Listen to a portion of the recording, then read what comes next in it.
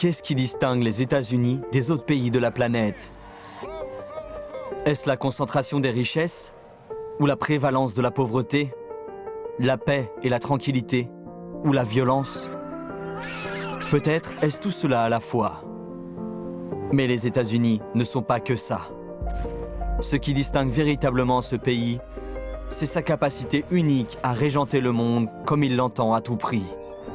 Est-ce que les États-Unis sont en train de pousser leur démocratie jusqu'à un point de rupture en agissant de la sorte?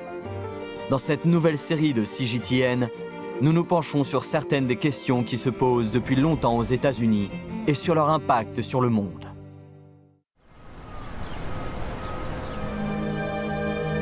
Les étudiants ambitieux du monde entier rêvent d'aller à Yale.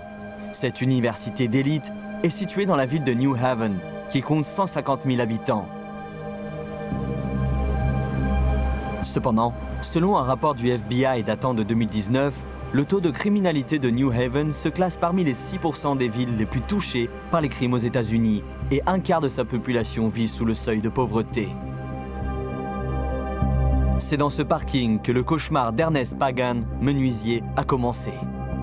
En février 2007, la police l'a arrêté dans ce bâtiment où il travaillait. Il a été accusé d'avoir tué un homme par balle et d'en avoir blessé un autre à la sortie d'un bar un mois auparavant. You know, everybody who I was around with, was facing life in prison, serious crime. Anything can happen at any given minute. Pagan clamait son innocence. Mais malgré l'absence de preuves directes, telles que l'arme utilisée ou des empreintes digitales, Pagan a été inculpé de meurtre et de possession illégale d'armes à feu. S'il était reconnu coupable, il risquerait une peine d'emprisonnement d'au moins 60 ans. Pagan avait besoin d'un avocat pour le défendre, mais il n'avait pas les moyens de payer des dizaines de milliers de dollars pour cela. En vertu de la loi américaine, un tribunal doit désigner gratuitement un avocat pour les suspects dans les affaires pénales qui n'ont pas les moyens de s'en payer un. Cet avocat désigné par le tribunal est connu sous le nom de défenseur public. Cependant, Pagan n'avait aucune confiance dans ce service gratuit. My whole community did not trust public defenders.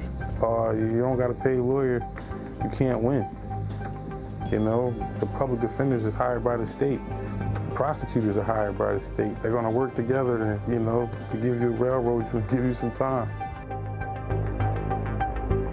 Aux États-Unis, les défenseurs publics sont rares. Au niveau national, ils ne consacrent pas plus de 12 heures en moyenne à une affaire pénale. Dans les villes où le taux de criminalité est élevé, ce temps est encore plus court. Dans la Nouvelle-Orléans, en Louisiane, ils n'y consacrent que 7 minutes. And if a public defender's office is handling 400 or 500 felonies per lawyer, it's impossible that all of those cases get adequate representation. Absolutely impossible. Les défenseurs publics étaient souvent trop occupés pour rassembler des preuves au nom de leurs clients. De nombreuses affaires pénales sont résolues par le biais d'une négociation de peine. Les avocats de l'accusation et de la défense marchandent non pas la culpabilité ou l'innocence de l'accusé, mais la durée de la peine d'emprisonnement qu'il devra purger. La négociation de peine est considérée comme efficace car elle prend moins de temps et permet de clore plus d'affaires. Pagan n'a pas choisi de défenseur public. Il a été détenu dans un établissement pénitentiaire pendant plusieurs jours, mais il a résisté à la pression et a refusé de plaider coupable. This is also rather unusual. They tried for 3 days to get Mr. Pagan to confess, and he refused to confess. So the fact that he withstood that coercive interrogation would tell Mr. Ullman he might very well be innocent. En insistant sur ses droits, Pagan a laissé le temps aux preuves de son innocence de s'accumuler. Il a finalement été révélé que la police avait délibérément manipulé les témoignages contre lui. Après avoir été enfermé en prison pendant plus d'1 an, il a finalement retrouvé sa liberté. I'll be sitting in prison with so many other people who are innocent, basically in jail just because, circumstances and police not really caring about justice but just closing the case. Pagan a été à la fois malchanceux et chanceux, car bien qu'il ait été privé d'1 année de liberté, il a au moins été disculpé. Selon le département de la justice des États-Unis, 80% des personnes accusées d'un crime dans un État ont recours à des défenseurs publics parce qu'elles n'ont pas les moyens de s'offrir les services juridiques et 80% d'entre elles finissent par plaider coupables et par purger une peine de prison dans le cadre d'une négociation de peine. Cette détention arbitraire est manifestement un facteur majeur de l'augmentation du nombre de détenus. Les États-Unis ont la plus grande population carcérale du monde et le taux d'incarcération par habitant le plus élevé. Avec seulement 5% de la population mondiale, ils comptent près d'un quart des prisonniers de la planète. La communauté afro-américaine est particulièrement touchée par cette situation. Alors qu'ils ne représentent qu'environ 10% de la population américaine, les Afro-Américains constituent 30% des détenus. Avec une population carcérale aussi importante, l'incarcération est devenue une activité rentable.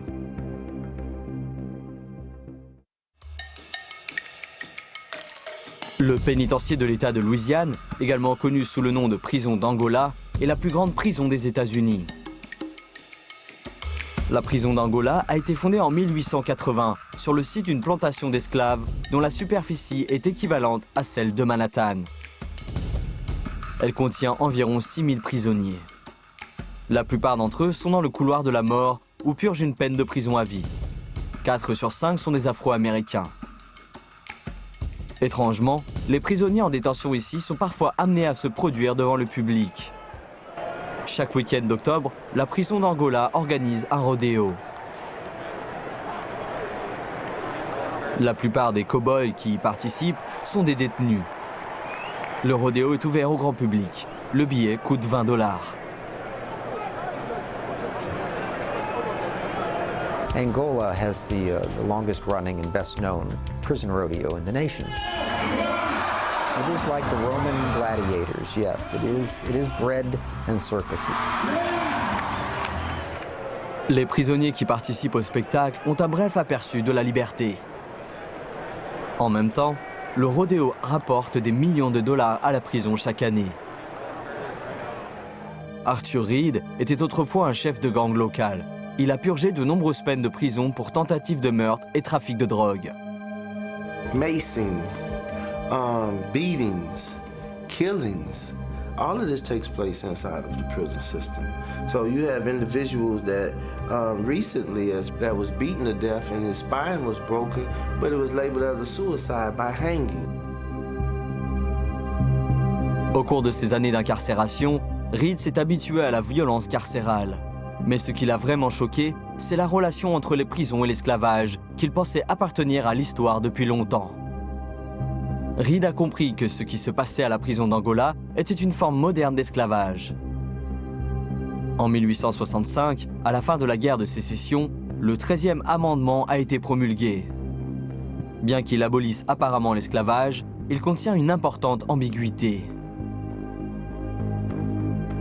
The 13th Amendment is one of the greatest kind of trickster acts in the history of our country because the 13th Amendment outlawed slavery, but it outlawed slavery with a serious loophole, and that is except in punishment for a crime.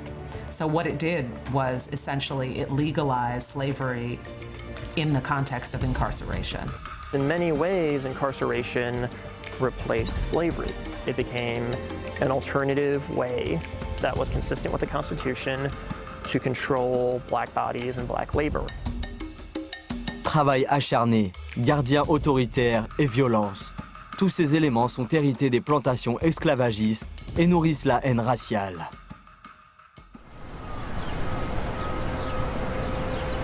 Slavery was never over.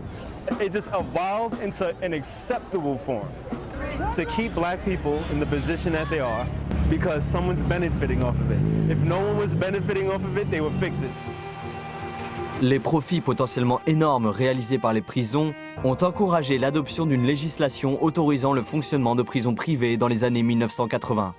Selon le département de la justice, les États-Unis comptent aujourd'hui 160 prisons à but lucratif.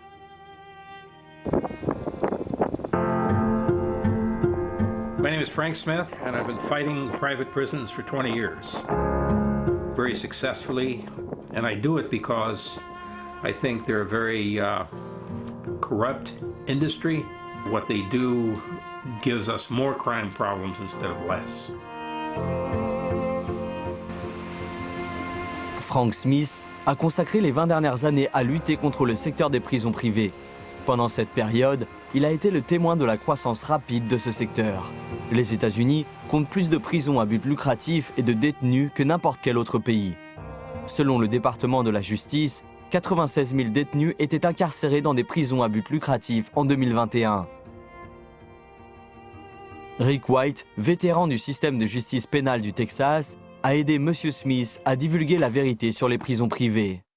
What we found is that the success of the private jails were based upon the ability of the company operating the facility to secure contracts from other counties or federal or state facilities to house their prisoners for a price. And that's a very dangerous situation because you have for-profit companies then that exert influence over our government when it comes to our criminal justice policies and practices. Les deux plus grandes sociétés pénitentiaires privées des États-Unis sont la Correctional Corporation of America et le Geo Group. Selon le Washington Post, depuis les années 1990, ces deux entreprises ont dépensé 35 millions de dollars en campagne politique et en lobbying pour faire adopter des lois destinées à garantir que les prisons privées restent pleines. They provide one essential service that our government desperately wants and is willing to pay for, and that is bed space. Private prisons provide excess bed space that allow corrections agencies to incarcerate more people than they physically have room to incarcerate. Private prisons are, I mean, for one, just a glaring and pretty hideous example of the marriage of capitalism and justice, and on the face of it, are flagrantly evil. La combinaison du capitalisme et de la justice se prête à l'exploitation.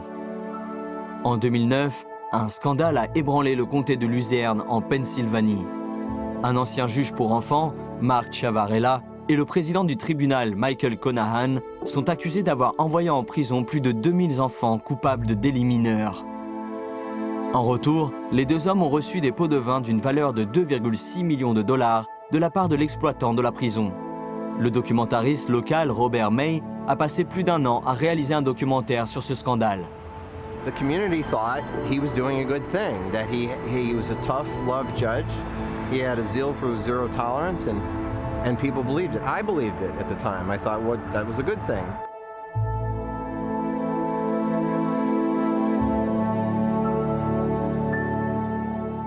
Ed got into a fight again, and he was charged with aggravated assault, so he went to state prison.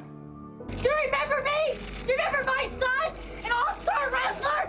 He's gone. He shot himself in the heart. You scumbag! You ruined my life!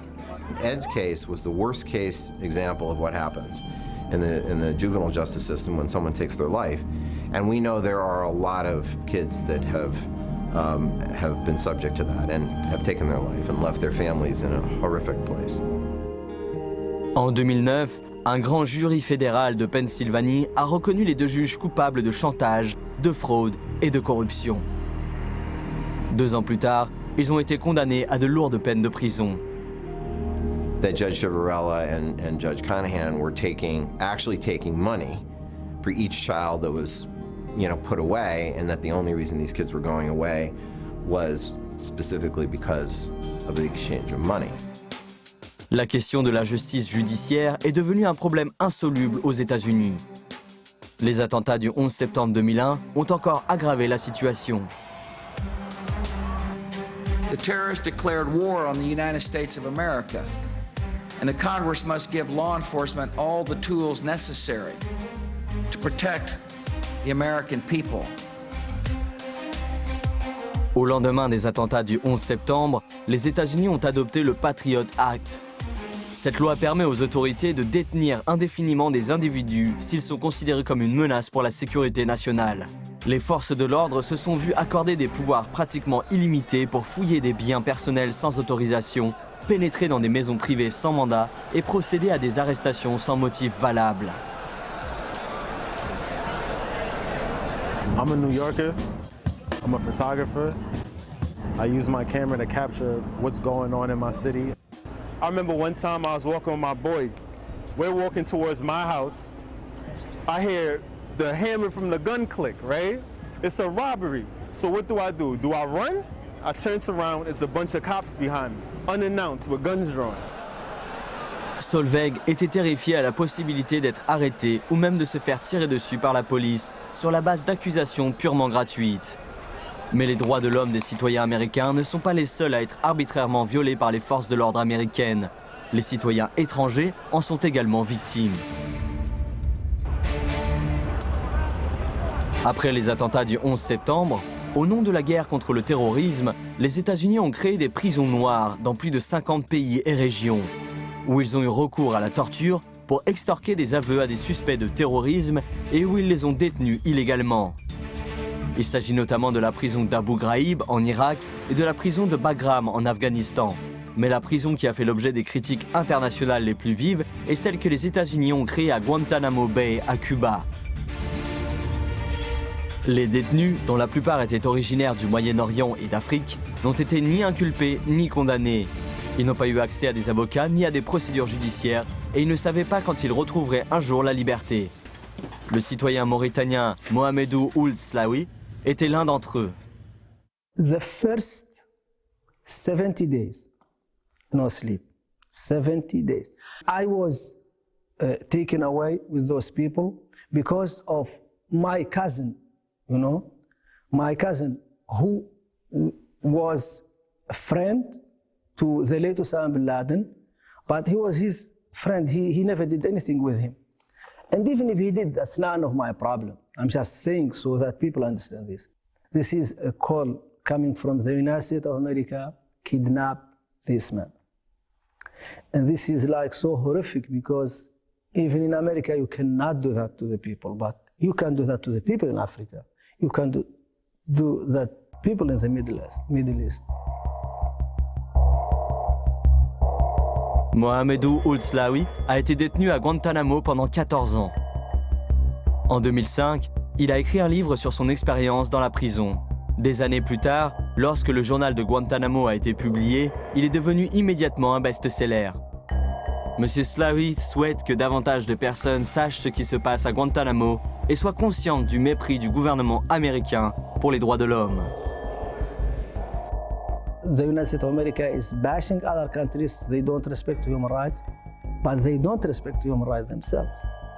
You know, like if you are a country who is friend to the United States of America, you can do whatever you want. There will be no reports, nothing.